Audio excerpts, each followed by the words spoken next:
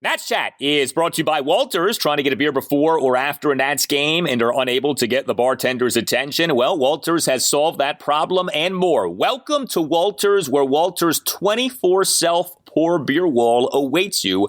Ask your server for a beer card and hit the beer wall, pay by the ounce, and try a few suds before you settle on your favorite. Follow us on Untapped to get notified of all the new beers we bring in. Looks like they're going inside. Here's the wide and the pitch. Swung on. Fastball hit high in the air to right field. Soto going back, way back. Going. Gone. Goodbye. And Harris takes it over the big wall in right. And he has put the Braves back in front. It's Atlanta 4 and Washington 2. Now the pitch. Swing and a long drive to left field. Rosario going back, way back at the wall. It is gone. Goodbye.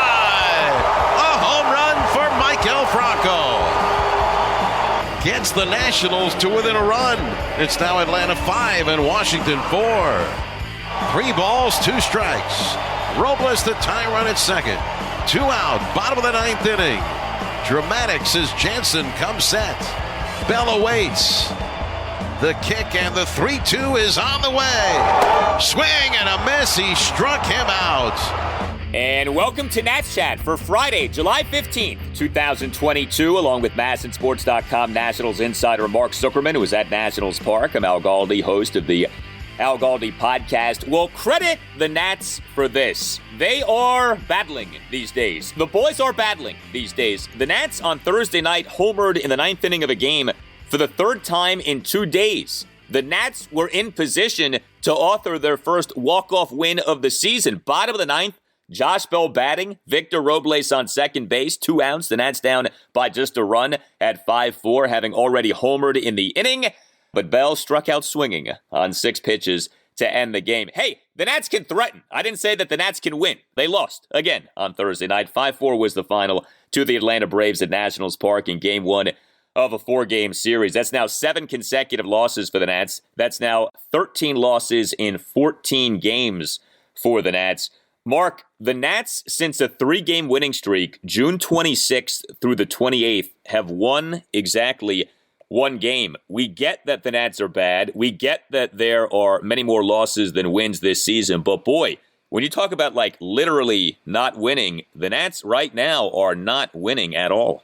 1 win this month of July, Al, and that was the Josiah Gray 11 strikeout performance in Philly, which they won by the skin of their teeth. I believe that was a 1-run win. And yet, I feel like the last few days, there's been a little bit different vibe. They are, like you said, battling for the first time in a long time.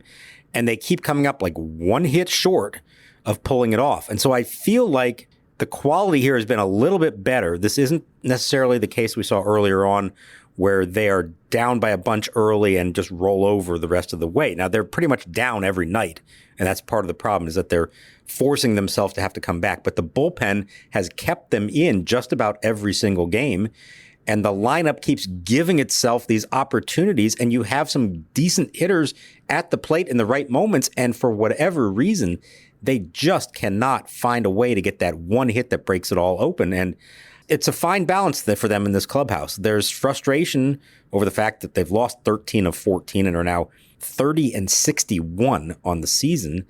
And yet there's also a little bit of hint of optimism of saying, hey, we're doing the right things now. We are close. We just got to find a way to do 1 or 2 more things right a game, and we're going to start winning some of these things. But the results have been really tough to watch, but I feel like the quality of baseball is actually kind of upticking here a little bit. It's a tricky thing because the Nats have by far the worst run differential in the majors at -146. And yet, to your point, you look at this 7-game losing streak, there's only been 1 blowout loss.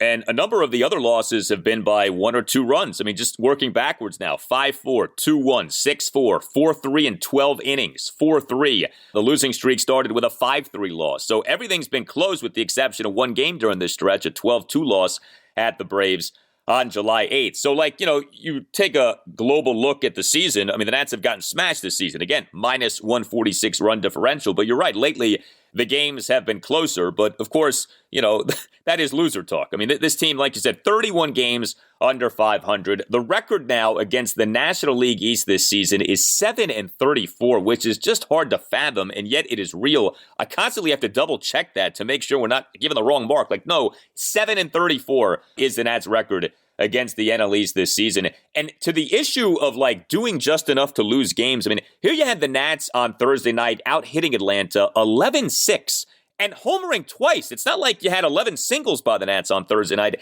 and yet somehow at the end of the game, the Nats have lost. They nearly doubled up the Braves in terms of hits on Thursday night and ended up losing. Because the Braves scored all 5 of their runs on 3 homers, 2 of them coming with runners on base. The Nats homers were solo.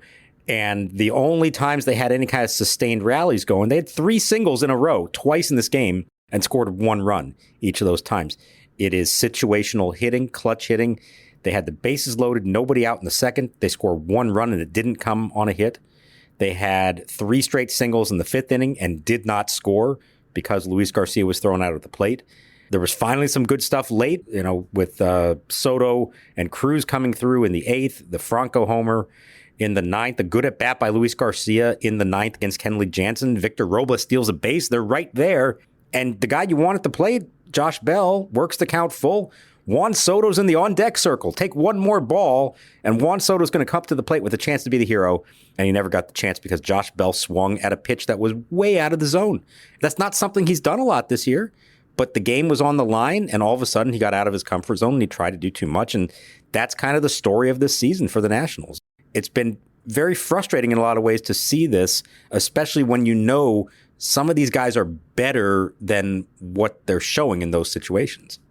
Yeah, I don't know if you'd say the offense has been the biggest problem for the Nats, but I think it has been the biggest disappointment. I think we all expected more from this offense. Maybe we got seduced by what we saw as last season went on. Maybe we let those final few months sway us into thinking the offense was better than it was going to be. But I mean, I don't think it was unreasonable to look at Juan Soto and Nelson Cruz and Josh Bell and think, hey, this offense could actually be a lot of fun to watch this year. And it largely has not been. There's that phrase, right? The whole is greater than the sum of the parts.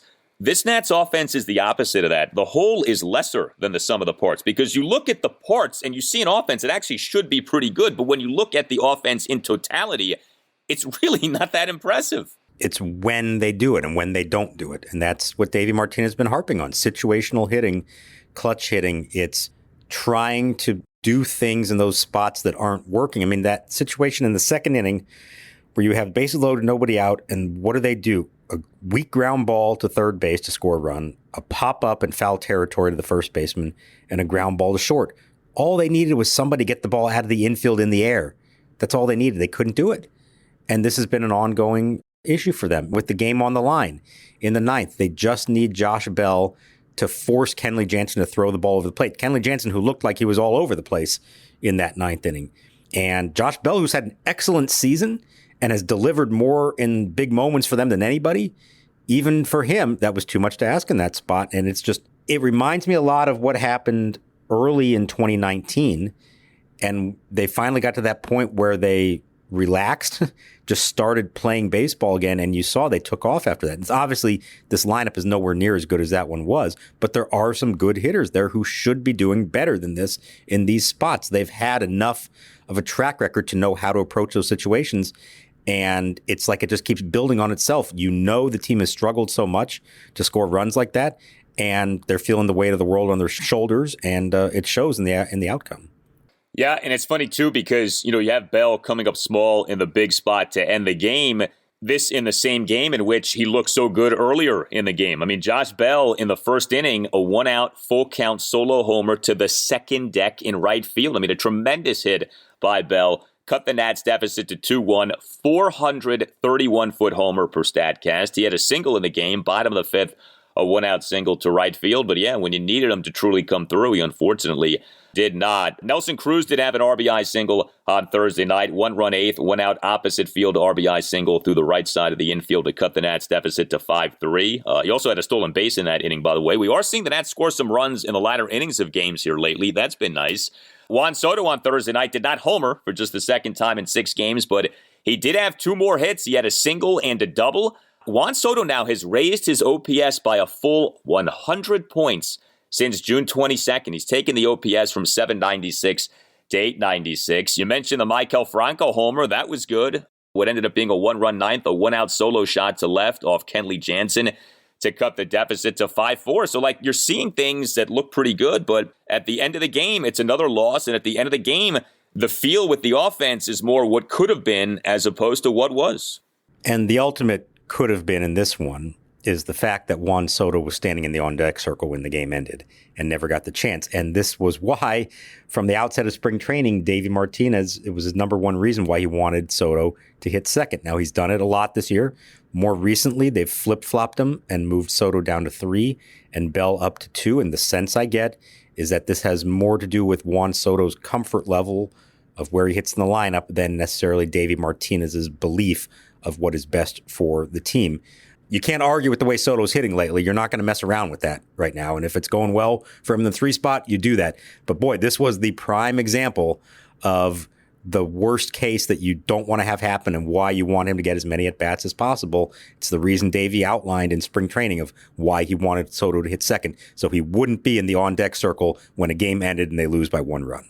Yeah, I got to say, I love Soto as much as anybody, but it's disappointing to hear that. He's got to get over this whole thing about I'm more comfy in the 3 spot than the 2 spot. He's got to grow out of that. So many great hitters bat in the 2 spot. Okay, and it shouldn't matter to you where you hit, but to get caught up in that, to me, it just seems so silly. Come on, dude. You're a great hitter. Wherever you bat, you will be great. Don't get sucked into thinking that way.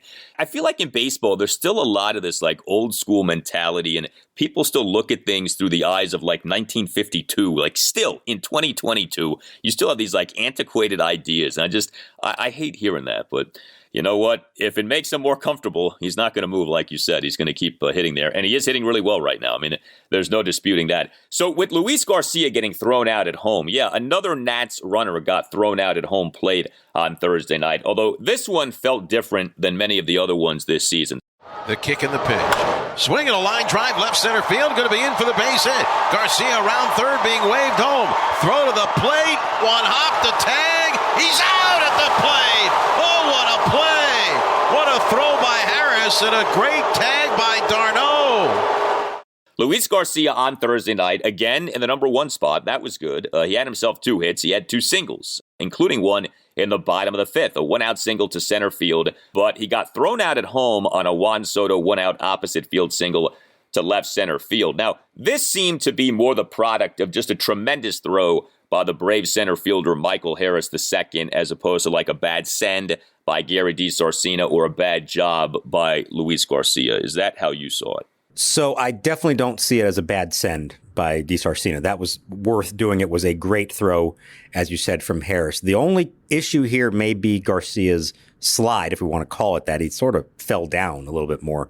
And where he was, he kind of ran directly into where Travis d'Arnaud, the catcher, moved to catch the throw. Davey Martinez did say, called it a bad slide. He didn't like the big turn that Garcia took at third. It left him well outside the line instead of on a straighter line to the plate. He had to make a better slide. I mean, he kind of just fell.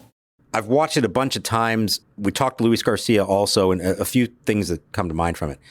To me, if you're the runner and the throw's coming from behind you, you can't really see where it's going to go. d'Arnaud is set up in front of the plate, and then the throw pulls him back to that side. So if I'm Garcia, that's a really quick maneuver to have to move the opposite direction to try to avoid that slide. Now, what I couldn't tell real clearly was if Nelson Cruz, the on-deck hitter, what he was signaling to Garcia. That's usually the job of that guy, to motion to one side or the other if he needs to do it. Garcia said, first of all, he said he had his head down, he's rounding third, and so he's not really, he's just chugging away and trying not to focus too much on the catcher. When he looks up, he sees where d'Arnaud is, and he made it seem like d'Arnaud was actually blocking Nelson Cruz somewhat, so he didn't get a real good look at what Nelson was signaling to him. So, yeah, there were things that could have been done differently, and maybe he would have been safe, but I also don't want to put too much blame on anyone here. I think I want to chalk this up to a great throw by Michael Harris and sort of just a perfect convergence of where the throw pulled the catcher and how that took him right into Garcia's path. And I think you just give them all credit for that or say that was kind of a flukish way for it to go.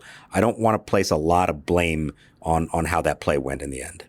Yeah, it's interesting you say what you just said because Kevin Franzen on Masson almost immediately brought up Garcia's slide and essentially faulting Garcia for sliding to the outside of home plate, should have gone inside, might have been safe. And I said to myself, hearing Kevin say that, I'm like, I don't think you're wrong, but boy, that's asking a lot in that split second to know exactly where you need to slide if you're Luis Garcia. Like, those plays happen quickly, they're bang, bang, and for you to know precisely where you need to slide, that seems like a big ask of Luis Garcia. So I'm kind of with you on that. I think it was just a great throw by Harris. I mean, it is amazing how often Nats base runners have been thrown out at home plates all across the majors this season. But in this instance, I think it was just a good job by the Braves as opposed to a really bad job by the Nats.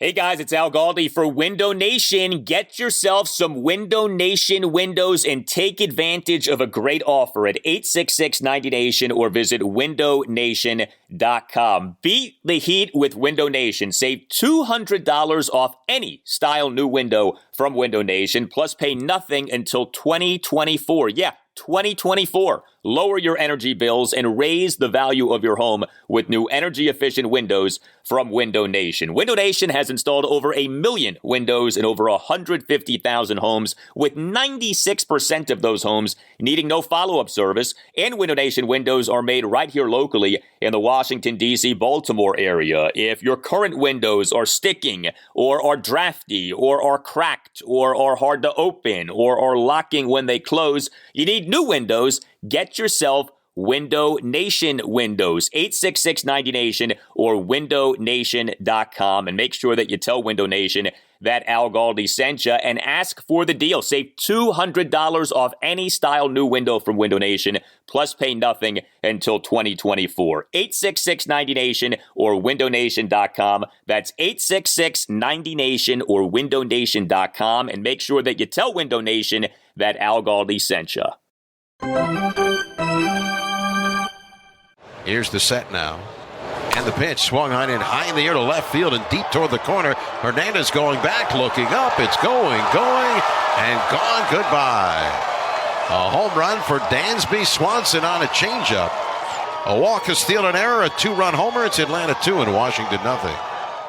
The Nats starting pitcher on Thursday night was Anibal Sanchez. The return of Senchi went down on Thursday night at Nationals Park. His first start in a Major League regular season game since the 2020 season. It's so funny, too, how baseball can work out. We, on Thursday night, had the Major League returns to the Nats of both Anibal Sanchez and Tyler Clippard. What were the odds of that happening? Two guys deep in their 30s on a rebuilding team returning to the majors with that team in the same game in the middle of July like this on Thursday night. But that's what we had. We'll get to Clippard momentarily. For Sanchez, well, I think at the end of the game, he did more or less what you would have expected. 4 runs in 5 innings. Now, it's how he got there that is kind of surprising, I guess. So he got off to a wretched start in the game. He issued a leadoff 5-pitch walk of Ronald Acuna Jr. Acuna then stole second base, and the steal yielded a throwing error by Keibert Ruiz, advancing Acuna to third. That was a really bad throw by Ruiz. We're not used to seeing him do that. And then Sanchez gave up a home run, a 2-run homer by Dansby Swanson to left field for a 2-0 Braves lead. Sanchez, though, then tossed scoreless second, third, and fourth innings. So that was good. He then, though, gave up 2 more runs in the top of the 5th inning. He gave up a leadoff single to Travis d'Arnaud, gave up another single to Marcell Ozuna, and then gave up a 2-out, full-count, 2-run homer to Michael Harris II to right field for a 4-2 Braves lead. So, like I said, 4 runs in 5 innings for Anibal Sanchez. He did have 5 strikeouts, which was surprising. I wasn't anticipating that. But he also gave up the 2 homers. And, at the end of the game, it's 4 runs in 5 innings. Like, you can't go too nuts with it. So, I guess you say, Mark, bar is low. Expectations were low. Could have been a lot worse. Certainly initially seemed like it would be a lot worse. Ended up being, I guess, better than things could have gone. But, all things considered, like I said, 4 runs in 5 innings, no one's throwing a parade over that.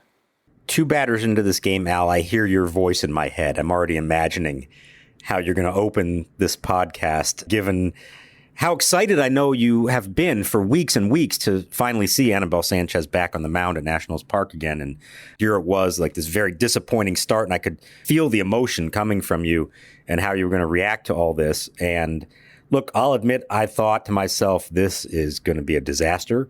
And to his credit, he immediately settled down. He had some jitters, I think, in that first inning, but he settled down and he faced the minimum through the fourth and got some very good hitters out.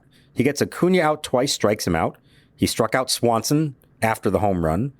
He struck out Olsen, who's their number 3 hitter, has been outstanding for them. He's throwing everything that he's got in his arsenal. He was at 92 with his fastball. He bottomed out at 60 with the butterfly changeup.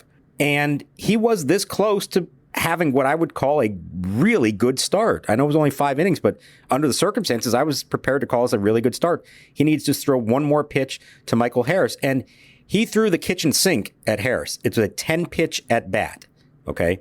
And there are few guys in the big leagues who have the kitchen sink at their disposal. Anibal Sanchez has the kitchen sink. He can throw everything. And he did throw everything. And it finally got to him. Harris, just like his throw in the bottom of that inning, I'm giving Harris all the credit here for that at bat, for battling his way, fouling off some tough pitches, and finally getting one that he could hammer to right field for the home run. And to me, that changed the entire complexion of the start. If he gets him out, 2 runs in 5 innings, we're saying, hallelujah, that was fantastic. So I don't know what's going to happen next time out. There will be a next time out, by the way, because this was good enough to warrant another one, and they don't really have anyone else at the moment to step in and take that spot. I don't know how it's going to go from here, but I had set the expectation bar exceptionally low going into this one, especially considering the lineup he was facing. And I thought he did really, truly as well as anybody could have reasonably thought he would have. And he was this close to putting together a really good start. Yeah, and I think that's the thing. You're grading on such a curve because, again, it's 4 runs in 5 innings, and thank God he is going to start again because I was getting really nervous that he might not, but you just made me feel a whole lot more comfortable about life that Anibal will be starting again.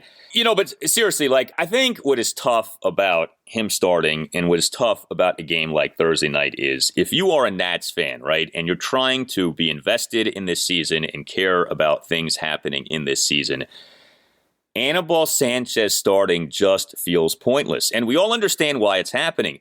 They don't have any organizational pitching depth. We get that.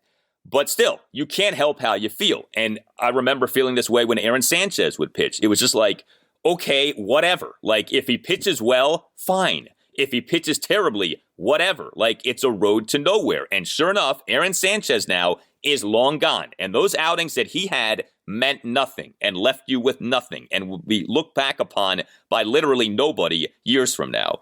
And it just kind of feels like that with Anibal Sanchez. And none of this is an indictment of him as a person.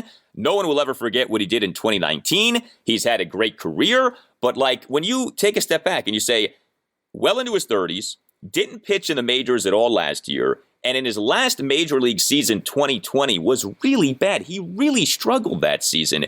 And now he's pitching for this team, this rebuilding Nats team this season. I think it's hard for most Nats fans to get into that. And I think it's hard to just even accept that, okay, he's going to be pitching once every 5 days. And the other thing, too, is this, and this gets forgotten. He was supposed to be in the rotation to begin the season. This isn't well, boy, we're just down to nothing. We've suffered a lot of injuries. We don't have options. This was, no, our intent was to begin the season with him in the rotation. And then he suffered this cervical neck impingement, and that's what put him on the shelf and caused him to not make his regular season debut until Thursday night. So I think that that's a part of this, too, if you're a Nats fan. I'm not going to disagree with anything that you just said. You are spot on with all of that. But just for those out there who haven't, thought it all through, I'm going to give you the names of all the other people who they hoped would be starting instead at this point of the season and why they're not. Steven Strasburg, obviously injured. Joe Ross just had Tommy John surgery again. Jackson Tatro is on the IL. So is Evan Lee. Josh Rogers is still trying to make his way back from the injured list. We may see him by the end of the week, by the way. He could start Sunday. Still to be determined who's going to do that one. Yoan Adon, who we've seen a lot of this year and clearly needs time at AAA to work on some things. It's not doing him or the organization any good to keep putting him out there. And then, of course, the real prospects, Cade Cavalli and Cole Henry. Now, if you want to be upset that they aren't here yet, thinking they should be, that's fine. That's a valid point. But this organization has determined that neither one of them is ready to make his debut yet. I think we're getting close. I felt that way for a while. Maybe Cavalli's little finger issue now is going to delay that a little bit. They're both going to be up here at some point before this is all said and done this year. But that's a lot of names of guys that you would hope and the organization would hope were actually pitching for them rather than Anibal Sanchez. But because none of them are available right now in their minds, this is where they were, and they go with him. No, it's not going to lead to anything in the long term. But right now, they need somebody to pitch every fifth day, and he's the best they've got. Yeah, I think, though, the fact that their intent was for him to be in the rotation at the beginning of the season, I think that is what sticks with a lot of people. That he's pitching now, you can maybe possibly stomach. That at the beginning of the year, they wanted him in their rotation to begin the season. Like, that was part of the plan for this season. I think that's tough to take. Now, you just said a name, Steven Strasburg. Part of the roster maneuvering by the Nats on Thursday afternoon in bringing back Anibal Sanchez, they returned him from rehab and reinstated him from the 60-day injured list, was transferring Steven Strasburg to the 60-day IL. Look, I don't think anybody's shocked by that, but I think it's important to acknowledge this. So we're not hearing anything right now about Steven Strasburg. He got placed on the 15-day injured list on June 14th, retroactive to June 11th with a stress reaction of the ribs. He's pitched in one major league game this season, a 7-4 loss at Miami on June 9th, 7 runs in 4 2/3 innings. He made exactly one start and then was back to being out with injury. I mean, right now, is it likely that he's done for the season? Do you think it's safe to say that, or would you not go that far just yet? I guess I'm not going to go that far yet because we haven't been given an answer as far as what their intention is here, but I'm not holding my breath for it to happen. I think we knew that when they announced what that injury was, the stress reaction of the ribs, that's something that requires a good amount of time to rest, to heal, and then he's got to start all up again throwing, and who knows how that all goes. But for those who don't necessarily know the procedures of how this works, even though they just put him on the 60-day IL now, that doesn't mean the 60-day clock starts now. It goes back to, what do you say, June 11th was the first time. So in theory, he's still eligible to come back around August 11th. Do I think he's going to be pitching on August 11th for the Nationals? No, I do not. He would already have to be throwing and having some kind of program going, and he does not yet. So the clock is ticking for it to happen this year. And, if I had to bet on it, I would say probably not. And they're probably going to try to figure out how can we start over again in the offseason and see if we can get him back to a point that he can attempt to come back next year. But the procedure of moving him to the 60-day IL right now, I don't think is necessarily a reflection of any change in his status. I think it was, unlike they did with Tanner Rainey, where they immediately put him on the 60-day, this is the more conventional way you do it. You put him on the 15-day until you need a roster spot, and that's what they did to get Anibal Sanchez back for this game. Do you find the lack of information and the lack of discussion about Strasburg disturbing or ominous, or was this anticipated that when he went out with his injury, you figured it was going to be a while until they really had a handle on what was next? Yeah, I was hoping. As a reporter, it's frustrating because you want to be able to spread information to everyone and have a sense of what's going on here. And is the team completely in the dark the way that we are? Probably not. I think they have an idea of whatever it is that they're attempting to do here. But I also buy into the logic that the injury that he has, like we said, you can't really do anything for a while. They're not broken, but it's short of a fracture of the ribs. It's the step right before that were to happen. You have to just let that heal. There's nothing you can do. There's no surgery for that. There's no rehab program for that. You just have to wait for it to heal.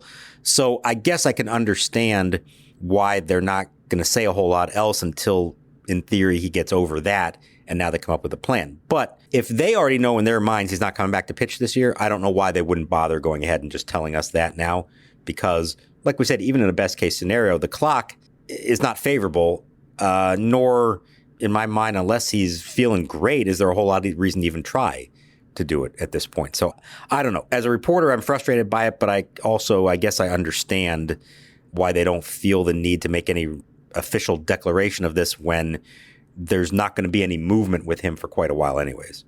Yeah, it has felt like there is a lack of information and a lack of discussion about Strasburg. It feels like this should be a bigger deal that this guy continues to be out and they move him to the 60-day IL, and you still don't get any updates on how he's doing or anything like that. If in fact he is done for the season, you're talking about 8 major league starts over the last 3 years. It really is something with what has happened with him. Another corresponding roster move by the Nats on Thursday in activating Anibal Sanchez was them optioning Mason Thompson to AAA Rochester. And boy, if ever there was an example of just being a victim by being optionable, this was it, because Mason Thompson had been pitching really well. This was not an instance of the Nats demoting a reliever who was struggling, who was scuffling, who was having a hard time finding his way. Mason Thompson, since coming off his stint on the 60-day IL, had been really good. 5 scoreless innings since the Nats on July 1st returned Thompson from rehab assignment and reinstated him from the 60-day IL. But the Nats on Thursday afternoon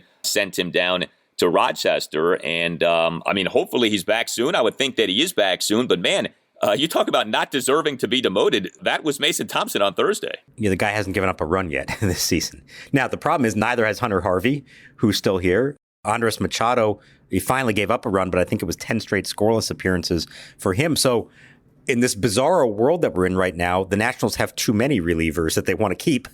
Go figure. Who saw that coming?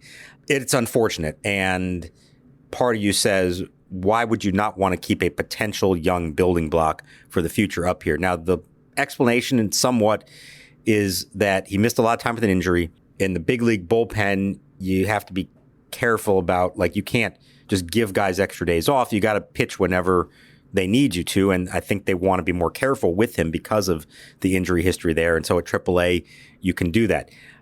If he's back up in 10 to 14 days out of the All-Star break or a week later, something like that, then I'm fine with it. You understand it. If he's still down there come August, that's a problem. That's not good for his development, because I do think he is someone who needs a good look the rest of this year. But Machado has already used up 3 of his options this year. There's a new rule this year. You only get 5 per year. That probably played a factor in it. Jordan Weems has been really good lately. It's a weird situation that they're in, but short of releasing somebody else. And you can say, well, hey, what do they need Steve Cishek or Erasmo Ramirez for? Okay, that's fine. But they're not going to get rid of somebody when they have other guys with options, essentially. And so that's why they make the move. I would hope within a couple of weeks we see him back here. If not, that's a problem. Yeah, I think, again, going back to just if you're a fan observing this, there is something that just strikes you as wrong of, in order to make room for Anibal Sanchez in his age 38 season, you optioned a potential young building block in Mason Thompson down to Rochester. We get the circumstances, we get why, but man, that does not feel right for this team this season in its circumstance. Treat the whole family to a fun night of baseball with the Bethesda Big Train at Shirley Povich Field. Big Train Baseball is the perfect mix of small-town charm and big league talent right here in Bethesda's Cabin John Regional Park. Visit bigtrain.org/tickets to reserve your seats for tonight's game and all other home games throughout July. Now the pitch, swinging a ground ball to third. Up with it is Franco. He'll throw across the diamond low, but stretching out Bell hauls it in. The side retired, and Tyler Clippard's return to the Nationals is a 1-2-3 inning on a total of 10 pitches. With the bullpen on Thursday night, this was another good game for the Nats pen. 3 relievers combined to allow 1 run in 4 innings. You mentioned Machado giving up a run. Top of the 6th, he gave up a 1-out solo home run by Matt Olson for a 5-2 Braves lead, but then Hunter Harvey tossed a perfect top of the 7th, and then Tyler Clippard looked really good in his return to the Nats at the major league level. 2 scoreless innings, seeing a perfect top of the 8th, struck out Ronald Acuna Jr. swinging on 4 pitches for the 2nd out. I was thinking about this with Clippard. For the most part, very good in recent seasons. He pitched well at AAA Rochester. He looked good on Thursday night. Hopefully will continue to look good in the coming weeks. I know it's a short turnaround. Do you think, though, it's possible they could actually end up trading him by August 2nd? Could they actually get something for him, even off a brief major league stint this season? Boy, let's just jump the gun there after 1 appearance, Al. I don't know. I mean, I guess anything's possible. They've got, 2.5 weeks, I suppose, to do that. I would say this, though. If it happened, I think Clippard would be really upset by it. He is genuinely thrilled to be back here, specifically here, even though the team's in the situation they're in. He was emotional talking about it beforehand and afterwards, running in from the bullpen. He feels like this is home to him. He is thrilled that he finally got the opportunity to do it. And while he's not saying it outright, I got the sense that he knows this is probably the end of the road for him, and he wants to end his career here in D.C., even if that would mean not getting a chance to go pitch on a contender the rest of the way. We'll see. You never know what might happen in this sport. But Tyler Clippard wants to be a Washington National right now.